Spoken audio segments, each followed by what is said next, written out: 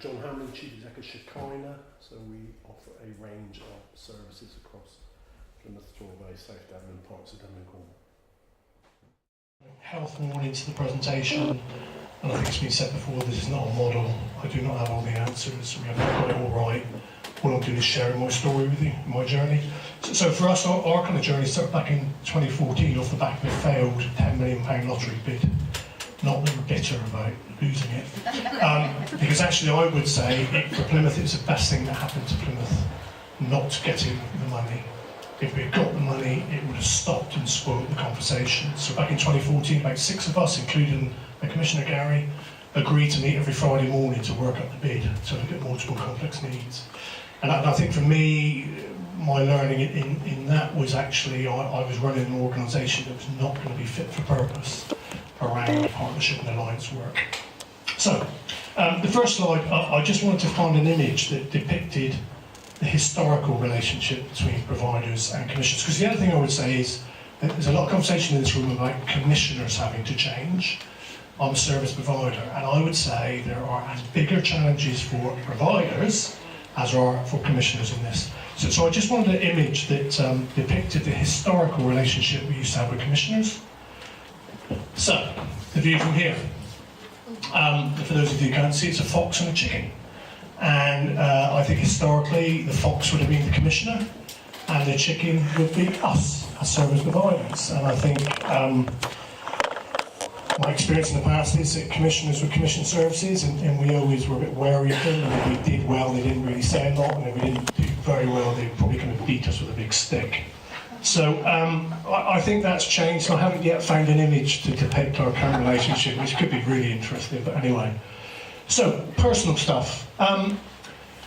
Putting the system first is difficult because we focus on our organisations. And it was interesting, I read some old funding applications that we did 7 or 8 years ago. What a load of tosh. Honestly, we talked about personalised approach, individuals, treating them. No, we didn't. We didn't do any of that stuff. And I would challenge that most organisations write this stuff. We don't do it. We write this stuff because that's what the funder wants to hear. At best, what we offer people is what we think they need or what our service can offer. We seldom give people what they really need. So it's quite difficult, actually, putting the system into that kind of thinking. And certainly putting people before our service. And I get very nervous where people say to me they run organisations where people come first. They're easy words that roll off the tongue, but when you actually go and see what's happening, I don't necessarily see that. Transformational power language, yes. So I've just been worried over the years that we got caught up in all this technical language, which often totally obscures the meaning of what we're trying to do. Actually, from a service delivery point of view, I think is up there. We've talked about war words, one of my favourite subjects. So we kind of talk about frontline workers and entrenched rough sleepers. I mean, it's like we're describing World War I. I mean, it's just crazy. So we use all this kind of language, which is really, really unhelpful. And then we get into all this other stuff about USPs and marketing. And I just think we need to really think about our language. And my plea, and I was saying earlier, my plea moving forward around systems change is that we don't replace one set of bullshit language with a new set of bullshit language. So when I start talking about system change, and I speak to staff, it's about paradigm shift, they're going, what's that all about then, John? So my plea to the academics in the room is that, I'm all for systems change, but I think we need to simplify some of the kind of language and the messages so that staff really understand what we're trying to talk about.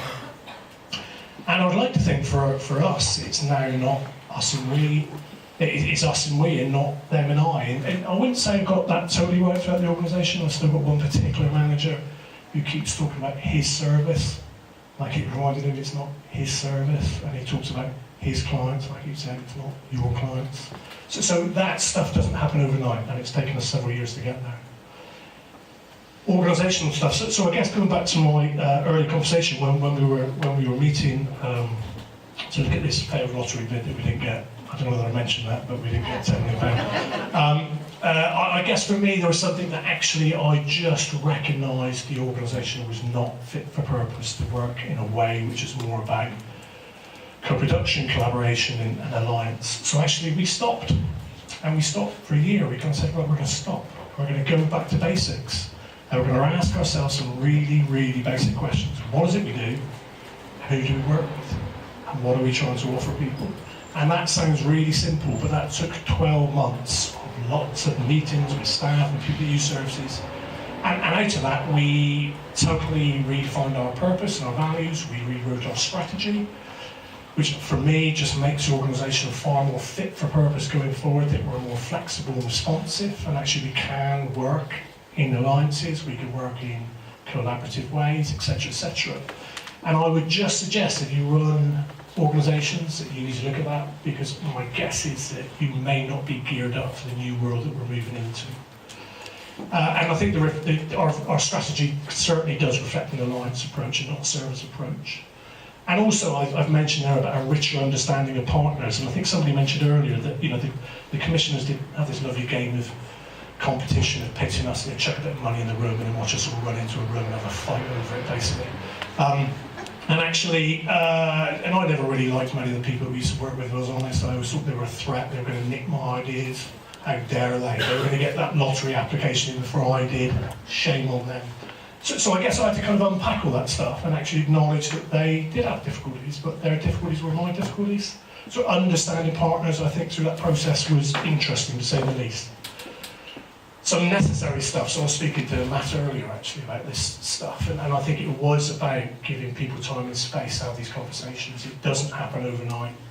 It will be challenging for everybody. We're relinquishing power, aren't we? It's a lot of this stuff we're talking about is about power and control from an organisational point of view.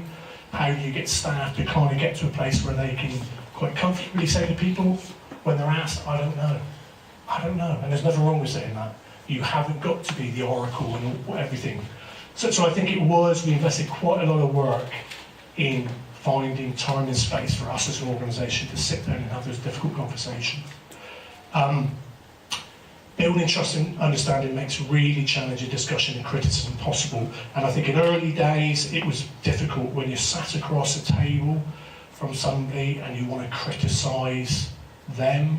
You get to a place of realising you're not criticising them, you're criticising the system. But it's difficult to be honest with people. But actually, I think we've got there, we haven't got it right. We've got another Alliance member from Plymouth here today, and I think we're in the midst of some very interesting conversations where trust and understanding and honesty will become more and more paramount for us all. And I always put this caveat at the bottom that when we went through this process, don't forget people like the trustees. They're kind of a bit important when you're in charities. And it's really interesting when you walk back into a trustee meeting and you say, we've been doing so-and-so for 23 years. And they go, yeah. I said, well, I'm actually going to suggest we stop doing it. And they go, oh, and the trustees are a bit, we can't do that, we've done it for 23 years. And I'm saying, yeah, but actually we're not the best people to do it. We've got these great partners now and they're far better than us. So for me, part of the strategy wasn't about what we were going to do, it was more about what we were going to stop doing. And I think people make that mistake. They plan often for growth, they do all this stuff, but strategies for me are about being brave enough to say, actually, there's a partner over there who is far more experienced, far better, they should be doing it. But that's difficult, so if you do that, obviously don't forget to inform your trustees, because otherwise they do tend to get a bit upset around this thing. From the superficial to the transformational. So moving from polite, superficial engagement to meaningful and genuine engagement does feel mysterious. It all did feel a bit weird, I have to say. The kind of changing dynamics with relationships. It kind of went all a bit suspicious, I think, if I was honest to start. What are people's agendas? Commissioner Gary's turned into a bit of a nice bloke now. What's going on here? So I think there is, and it's okay to feel that. I think just acknowledge it, if I'm honest. But actually, it's a product of shared learning, shared playing, shared experiences, relentless persistence. And it is, and I think what the Alliance in Plymouth has taught us, somebody criticised it the other day to me saying, I hear Plymouth's Alliance is, you all meet on a regular basis and talk lots. And I said, yeah, spot on. And they said, but that's not very productive, is it? I said, I think you've missed the point, because actually it is about building relationships, and it is about, we talk about playing together and sharing those experiences. And I think there is, I don't think we're fully there yet, but I think there's a lot more trust around the table than there was a couple of years ago. It's hard. It's really, really hard work, much harder than before. Because actually, if I go back to Plymouth, Plymouth as Alliance, one of the things we had to do was find some savings.